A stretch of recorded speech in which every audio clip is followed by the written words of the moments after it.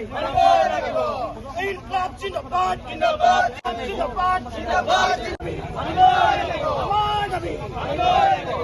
অসম চৰকাৰে দাবী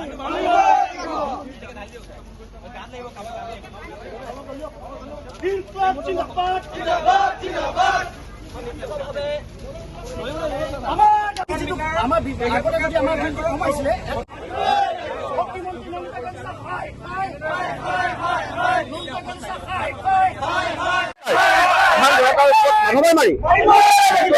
বিল যিদৰে বৃদ্ধি কৰিছে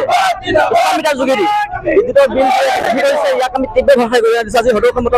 পৰিষদৰ উদ্যোগত পানীতোলা আঞ্চলিক সমিতিৰ উদ্যোগত আমি পানীতোলা ৰাজপথত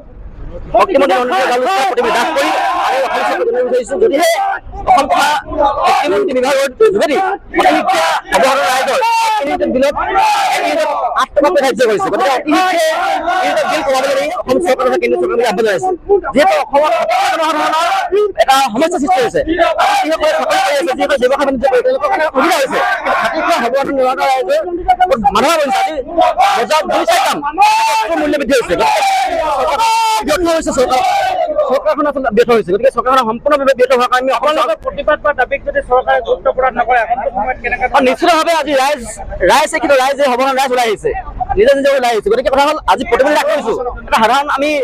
নলনীয়া গাঁৱত প্ৰতিবাদ লাভ কৰিছো, কিন্তু অনাগত সময় কিন্তু ইয়াতকৈ ভয়ংকৰ কাৰ্যসূচী হ'ব পাৰে, ৰাজ্য কাৰ্যালয় ঘেৰাও হ'ব পাৰে, জিলা প্ৰশাসনৰ কাৰ্যালয় ঘেৰাও হ'ব পৰা সম্ভাৱনা আছে।